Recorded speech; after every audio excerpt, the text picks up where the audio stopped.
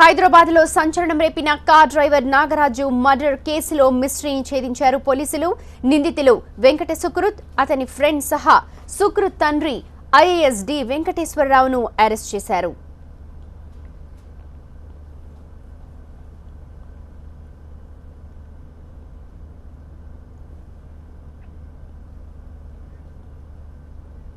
యూసుఫ్గూడలోని కళ్యాణి అపార్ట్మెంట్లో టెర్రస్ పై ఈ నెల 17న అర్ధరాత్రి నాగరాజు హత్య జరిగింది.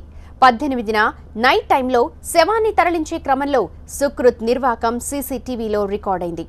నాగరాజు బంధువులు కూడా సుకృత్ పై అనుమానాలు వ్యక్తం చేశారు. సీసీటీవీ ఫుటేజ్ ఆధారంగా పోలీసులు సుకృత్ని, అతని ఫ్రెండ్ను అదుపులోకి తీసుకున్నారు. ఐఏఎస్ వెంకటేశ్వరరావు ప్రమేయంపై అభియోగాలు వచ్చాయి. ఈ క్రమంలో అతన్ని కూడా అదుపులోకి తీసుకుని ఎంక్వైరీ చేశారు. దర్యాప్తులో తేలిన నిజాల ఆధారంగా నిందితులను అరెస్ట్ చేశారు. హతుడు నాగరాజుది సూర్యాపేట జిల్లా. వెంకటేశ్వరరావు భార్య దగ్గర కార్ డ్రైవర్గా పనిచేశాడు. 17న సుకృత్, నాగరాజు కలిసి కళ్యాణి అపార్ట్మెంట్ పైన మద్యం సేవించారు. ఆ క్రమంలోనే నాగరాజు హత్య జరిగింది. తాగిన మైకంలో నాగరాజు సుకృత్ పై అఘాయిత్యం చేయబోడాయని, ఈ క్రమంలోనే ఇటుకరాయితో సుకృత్ నాగరాజును గాయపరిచాడని తేల్చారు పోలీసులు. అయితే కార్ డ్రైవర్ నాగరాజు హత్య కేసు మరో మలుపు తిరిగింది. మర్డర్ కేసులో అరెస్ట్ అయిన ఐఏఎస్ అధికారి వెంకటేశ్వరరావు పోలీస్ ఉన్నతాధికారులపై సంచలన ఆరోపణలు చేశారు. అధికారులకు లంచం ఇవ్వనందుకే ఈ కేసులో తనను ఇరికించారని ఆరోపించారు. కమిషనర్ మహేందర్ రెడ్డి అనుచరుడు వెంకట్రెడ్డి తనను బెదిరించాడన్నారు వెంకటేశ్వరరావు. జైల్లో కనీసం తిండి, నీరు ఇవ్వకుండా చిత్రహింసలు పెట్టారని ఆరోపించారు. ఐఏఎస్ అధికారి వెంకటేశ్వర్ రెడ్డితో టీవీ9 ఎక్స్క్లూజివ్ రిపోర్ట్.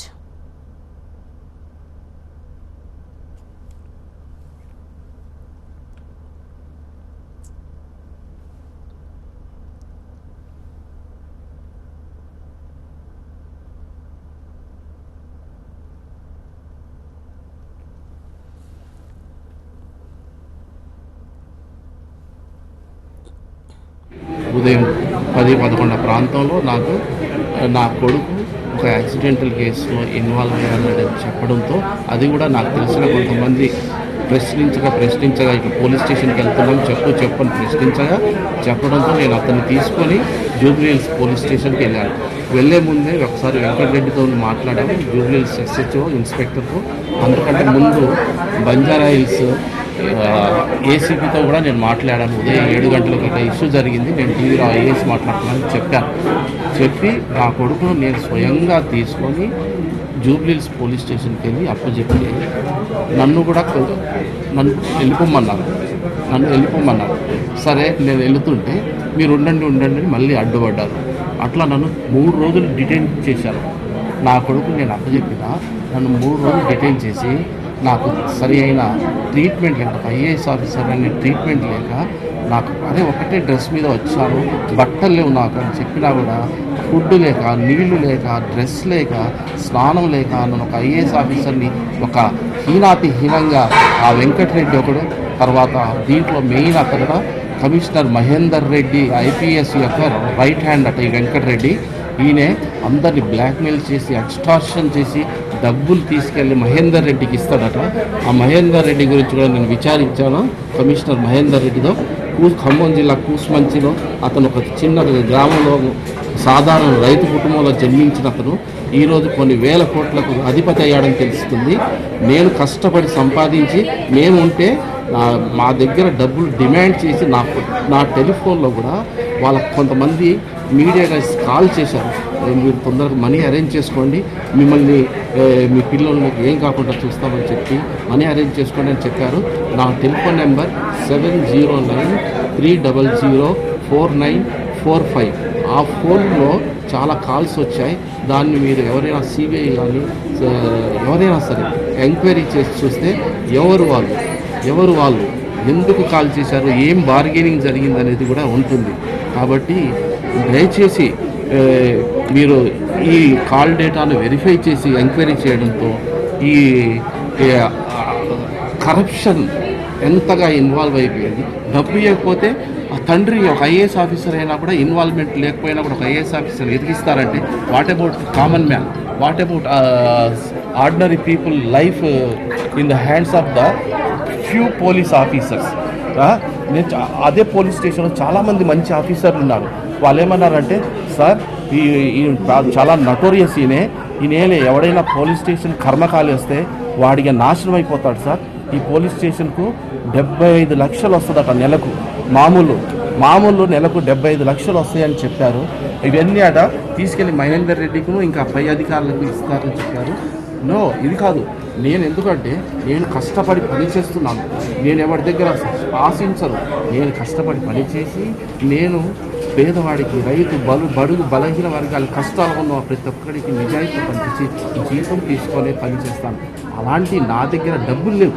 నా కొడుకు ఇన్వాల్వ్ అయ్యాడని నేను నా కొడుకు తీసుకొని ఇస్తే నేను డబ్బులు ఇవ్వలేదని నన్ను కూడా కేసులో నువ్వు నీ కొడుకుకు సహాయం చేశావని ఇచ్చాడు. నా కొడుకును ఆ ఫుటేజ్ నేను చూసిన తర్వాత నాకు తెలిసింది ఏంటంటే నా కొడుకు ఒక్కడే పైకి ఎక్కాడు. ఏమండి, ఎవడైనా తండ్రి కొడుకును శవం తీసుకురాని పంపిస్తాడా అండి? ఒకటి ఆలోచించండి. ఇది కామన్ సెన్స్.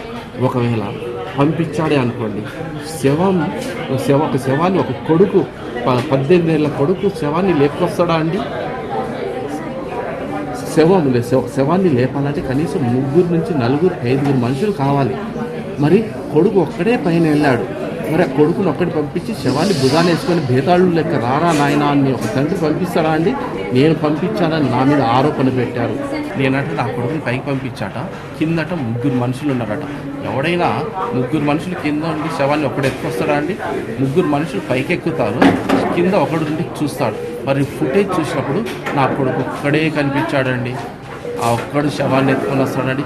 అన్యాయంగా, అక్రమంగా కొడుకునట హార్బర్ చేశాడట. నేను కొడుకును హార్బర్ చేస్తానా? తండ్రి కొడుకు ఎవరి దగ్గర ఉంటాడు? తండ్రి దగ్గర ఉంటాడు. నా కొడుకు డాడీ నేను ఫలానా గొడవ జరిగింది, లేకుంటే అక్కడ కొట్టుకున్నాం అని వచ్చి తండ్రికి చెప్తాడా? సపోజ్ ఎవరైనా సరే ఏదైనా యాక్సిడెంటల్ ఏం జరిగినప్పుడు వచ్చి డాడీ నేను ఇది చేశాను, మాకు కొట్టుకున్నాం, తాగామని డాడీకి చెప్తారా? తాగానని డాడీకి చెప్తారా? నేను ఫలానా క్రైమ్ చేశానని చెప్తారా? భయపడతారు. అలా భయపడ్డారు. కానీ తర్వాత అడగంగా కొంత సండే నాడు చెప్తే నేను నా కొడుకుని డైరెక్ట్గా తీసుకొచ్చి పోలీస్ స్టేషన్లో అప్పచెప్పాను. అసలు ఆ డ్రైవర్ నాకు సంబంధించిన డ్రైవర్ కూడా కాదు, నా డ్రైవరే కాదు. కొడుకుని అడిగాను, అసలు ఏం జరిగిందిరా చెప్పురా అని పోలీస్ స్టేషన్లో అడిగితే వాడు ఒకటే చెప్పాడు, డాడీ నన్ను మందు తాగుదాం రా బాబు అని చెప్పి అలా డ్రైవర్ నాగరాజు తీసుకెళ్ళాడని చెప్పాడు. ఎక్కడికి రా అంటే అలా నా అపార్ట్మెంట్ దగ్గర వెళ్దాం రా అని తీసుకెళ్ళి నువ్వు ఫస్ట్ లిఫ్ట్ నుంచి పైకి వెళ్ళు, నేను వస్తాను చెప్తే సరే అని బాబు ఫస్ట్ లిఫ్ట్ నుంచి వెళ్ళాడట. ఈయన వెనకాల నుంచి నాగరాజు లిఫ్ట్ తీసుకొని మందు తీసుకొని పైకి వెళ్ళాడు. బాటిల్ ఏదో చేతిలో పట్టుకొని వెళ్ళాడు. తర్వాత నాగరాజు చెప్పాడంట ఆ డ్రైవర్ చనిపోయినంతను, బాబు నా మోటార్ సైకిల్లో ఇంకొక బాటిల్ ఉంది, వెళ్ళి తీసుకురా బాబు అంటే నా కొడుకు కింది దిగి మోటార్ సైకిల్ నుంచి ఒక బాటిల్ తీసుకొని వచ్చాడు. పైకి వచ్చిన తర్వాత బాబు నీళ్లు తే అంటే అతను మోటార్ సైకిల్ ఎక్కి ఇంటికి వెళ్ళి రాత్రి అయిపోతే నీళ్లు లేవు, ఇంటికి వెళ్ళి చెమట పడితే స్నానం చేసుకొని నీళ్లు తీసుకొని వచ్చి మళ్ళీ పైన కూర్చొని తాగితే ఇద్దరి మధ్యలో ఏం గొడవ జరిగిందో ఏమో తెలియదు, ఏదో మిస్బిహేవ్ జరిగింది, మిస్అండర్స్టాండ్ జరిగింది. ఆ తోపులాటలో తాగిన కూడా ఏం జరిగిందో తెలియదు. ఇల్ ట్రీట్ చేశారు ఒక ఐఏఎస్ ఆఫీసర్ తెలిసి కూడా.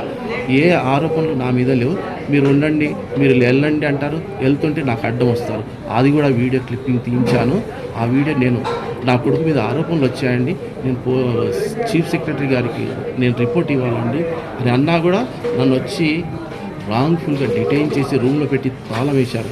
ఒక ఐఏఎస్ ఆఫీసర్ పరిస్థితి ఇలా ఉంటే ఇంకా సామాన్య మానవుడి పరిస్థితి ఏంటి? కాబట్టి ప్రతి ఒక్క పౌరుడు ఈ విషయంలో, ప్రతి ఒక్క ఎంక్వైరీ సంస్థ, భారతదేశంలో ఉన్న ప్రతి ఒక్క ఎంక్వైరీ సంస్థ విచారించండి. మీ అందరి ముందు చేతులెత్తి మొక్కుతూ, అయ్యా నా దగ్గర నుంచి పెద్ద మొత్తంలో డబ్బులు సంపాదించడం కోసం 3 రోజులు వెయిట్ చేశారు, నేను ఇయ్యలేని పరిస్థితిలో దీంట్లో నన్ను ఇరికించి నా ప్రమేయం ఉందని చెప్పి నా మీద కేసు పెట్టారు. రైట్, అది ఐఏఎస్ వెంకటేశ్వరరావు సంచలన ఆరోపణలు. హైదరాబాద్లో సంచలనం రేపిన కార్ డ్రైవర్ నాగరాజు మర్డర్ కేసులో మిస్టరీనైతే ఛేదించారు పోలీసులు. నిందితులు వెంకట సుకృత్, అతని ఫ్రెండ్ సహా సుకృత్ తండ్రి ఐఏఎస్ డి వెంకటేశ్వరరావును కూడా అరెస్ట్ చేశారు. యూసుఫ్ గూడలోని కళ్యాణి అపార్ట్మెంట్లో టెర్రస్ పై ఈ నెల 17న అర్ధరాత్రి నాగరాజు హత్య జరిగింది. 18న నైట్ టైంలో శవాన్ని తరలించే క్రమంలో సుకృత్ నిర్వాకం సీసీటీవీలో రికార్డైంది. నాగరాజు బంధువులు కూడా సుకృత్ పై అనుమానాలు వ్యక్తం చేశారు. సీసీటీవీ ఫుటేజ్ ఆధారంగా పోలీసులు సుకృత్ ని అతని ఫ్రెండ్ ను అదుపులోకి తీసుకున్నారు. అలాగే ఐఏఎస్ వెంకటేశ్వరరావు ప్రమేయంపై అభియోగాలు వచ్చాయి. ఈ క్రమంలో అతన్ని కూడా అదుపులోకి తీసుకుని ఎంక్వైరీ చేశారు. దర్యాప్తులో తేలిన నిజాల ఆధారంగా నిందితులను అరెస్ట్ చేశారు. ఇక హతుడు నాగరాజుది సూర్యాపేట జిల్లా. వెంకటేశ్వరరావు భార్య దగ్గర కార్ డ్రైవర్గా పనిచేస్తూ ఉన్నాడు. 17న సుకృత్ నాగరాజు కలిసి కళ్యాణి అపార్ట్మెంట్ టెర్రస్ పై మద్యం సేవించారు. ఆ క్రమంలోనే నాగరాజు హత్య జరిగింది. తాగిన మైకంలో నాగరాజు సుకృత్ పై అఘాయిత్యం చేయబోయాడని, ఈ క్రమంలోనే ఇటుకరాయితో సుకృత్ నాగరాజును గాయపరిచాడని తేల్చారు పోలీసులు. ఆ తర్వాత ఇద్దరి మధ్య ఘర్షణ జరగడం, ఈ ఘర్షణలో నాగరాజు చనిపోయాడు. అయితే కార్ డ్రైవర్ నాగరాజు హత్య కేసు మరో మలుపు తిరిగింది. మర్డర్ కేసులో అరెస్ట్ అయిన ఐఏఎస్ అధికారి వెంకటేశ్వరరావు పోలీస్ ఉన్నతాధికారులపై సంచలన ఆరోపణలు చేస్తూ ఉన్నారు. అధికారులకు లంచం ఇవ్వకపోతే ఈ కేసులో తనను ఇరికించారని ఆరోపిస్తూ ఉన్నారు. కమిషనర్ మహేందర్ రెడ్డి అనుచరుడు వెంకటరెడ్డి తనను బెదిరించాడని చెప్పి కూడా అంటున్నారు వెంకటేశ్వరరావు. జైల్లో కనీసం తనకు తిండి నీరు ఇవ్వకుండా చిత్రహింసలు పెట్టారని ఆరోపిస్తూ ఉన్నారు.